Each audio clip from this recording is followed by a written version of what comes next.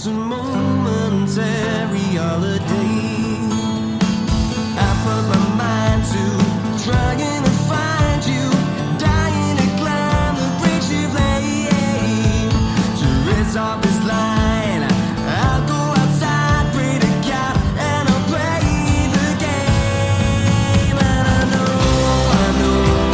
know we build these highways. And if I lose my way, I'll need reminding. I know that road is winding. I know I'm coming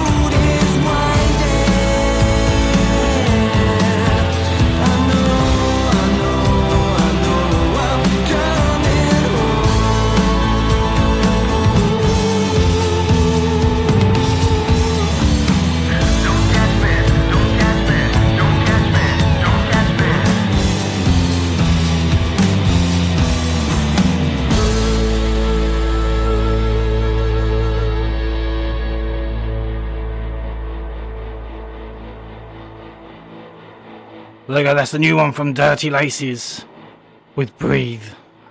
Another top tune from these guys. So nice one, guys. Thanks for sending it over. Very much appreciated. So keeping that brash, dirty riff vibe going, we have the new track from PerfectParachutePicture with The Stream.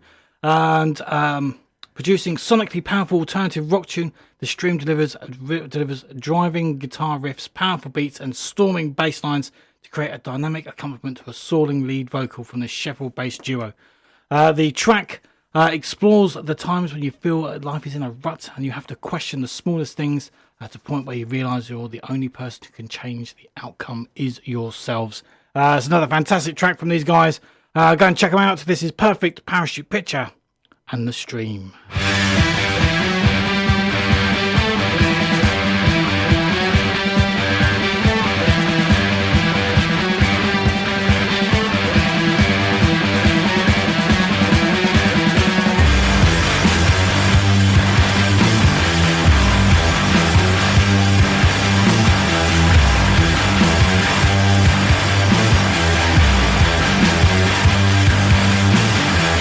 Life is a beautiful thing. When people sing, people drink and people love. But when people think about times we're growing old, their eyes closed, dreams are put on hold. Do what they've always known. But I know that you could be something you want to be.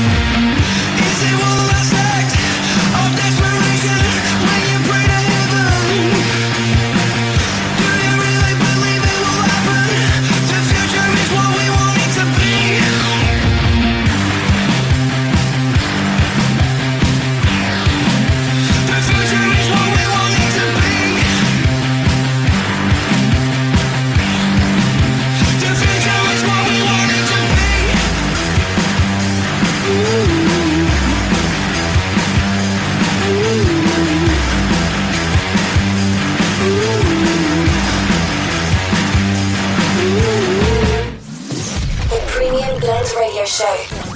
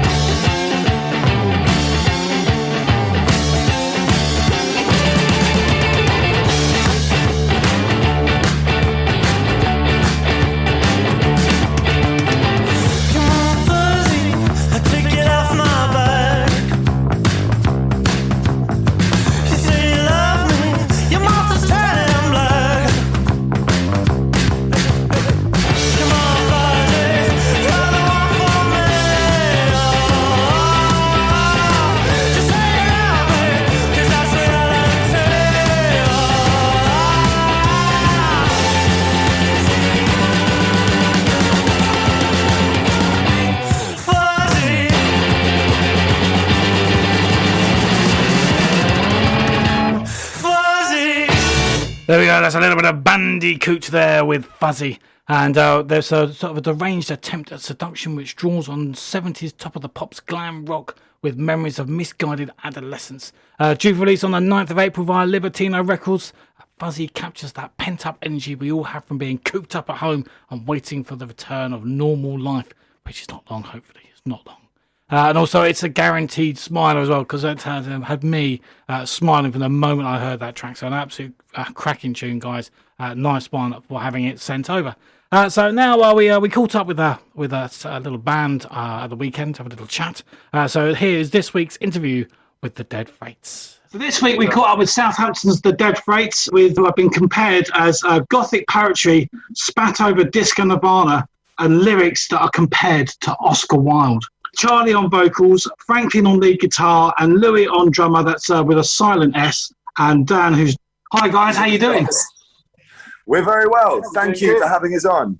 Oh, well, thanks for coming on to do my little radio show. So always much appreciated. Not at all, my man. I've been playing your stuff for quite a while, so I really enjoyed your music. So to have you on as an interview, it gets me right there. Oh, mate, it's a pleasure to be here, man, honestly. It's great to be on because you guys, you've been supporting our stuff and following our stuff for ages, and I'm constantly getting notifications on all the socials from Premium Blend, and you guys are always representing us, so we really appreciate it. Yeah, well, it's the least I can do, it's the least I can do. So as I've just introduced you as guys of the band, how did you meet and how did you become a band? Well, the band sort of started, this band as the lineup as we stand now haven't been together all that long, but me and dear Franklin here in the middle met in school and started playing music together, both guitar players, both singers, and what we were working on at the time, it wasn't particularly good, but we were like 12 years old, right? Yeah. So the band when I think about the Freights now, I don't think of it as the same school kids band. So some bands, it's like that kind of that flame kind of gets carried through the whole thing, like the Beatles or something like that. I don't see this band as our school band. Do you know what I mean? It's a completely different animal. You evolved since then. Yeah, and we met Louis. Would have been nearly like 10 years ago. No, more than that. A while ago, when I was about 14, we met you. And, I met them because I'm a bit older than these boys, and I was at university, and these guys were at school. and I was studying music tech at uni, and I needed a band to record for one of my projects, but all the bands at uni were like not that good. So I asked my lecturer, I was like, mate, do you know any good, decent bands in town? And he's like, well, I do. Well, it's sort of my friend's son's band is good. I was like, what, are they kids? And he was like, yeah, they're kind of kids. And I went down to see them at the Joiners. It's like the local, and they were like 14 or something, and they blew me away. I was like, whoa, these guys are great. And so I kind of didn't groom them, but I kind of did. No one said groom. It was a bit of a lengthy process, wasn't it? You wormed your way in. I wormed my way. I played the long game essentially, and then I kind of hooked up with them years later when they were grown-ups, and and the rest is history. And the rest is history. Yeah, and Dan is quite new to the band, relatively new, only a few months in. How are you finding it? Yeah, I'm loving it. It's completely different to any band I've been in before, but yeah, fucking sick. Probably because we're pretty good. Yeah. I've got Oh, yeah. You had to get that bit in. What can people expect from your live shows? It's definitely, I wouldn't say shambolic, because I think as a unit, musically, it's quite tight. You know, I think when people say shambolic, you kind of expect it to be a bit kind of rough and ready, which I think the attitude is, but the actual music is quite precise, and but there's definitely a bit of a riot, you know. Well, that's good though. That shows that partly you're enjoying yourselves as well, and that then shows out to the crowd, isn't it, to keep that energy, isn't it? Yeah. I mean, not to like, I hate sort of bigging ourselves up too much because it sounds really arrogant, but I think we're quite a good live band, and one of the things that I found quite difficult, kind of, you know, in the sort of branding side of it, is to try and getting the fact that we're quite good live across to people that haven't seen us live, and it's always been quite a difficult job. Yeah, to get something that's like proper representative of what you're doing at the time, isn't it? It's quite difficult. And so we have people that have like followed us on social media and stuff, but they've never seen us live because they might not live in England or whatever. And it's like, okay, you like us now? I wish you could see us live. Yeah. That's kind of what it's all about. That's the main bit. That's definitely, like, personally, that's where I think I thrive the most. It's like a live show. Yeah. Like, I think, well, obviously, I know we all do, but you guys are quite like, you know, you're quite good in the studio. You're got a good studio mentality and stuff like that. Franklin's great in the studio. Studio's one of my favourite bits. Whereas I'm just like a little Jack Russell. You just need to be on a stage. Well, I heard that Rage Against the Machine recorded their album with like a live studio audience, their first album. Yeah, nice. And it might be an idea because like you just bounce off that. Yeah, it's true. Might be good. Do you remember when we were recording before, name drop, at Mick Jones's? And such a name drop. And I was trying to... Well, our mate Jonesy from The Clash. Yeah. What about it? Our little band just casually knocking around with punk royalty. Yeah, that aside, I was trying to play. I was playing for some of the stuff he was working on. I was trying to get the guitar thing, and I couldn't get this one guitar bit for ages. And then a couple of the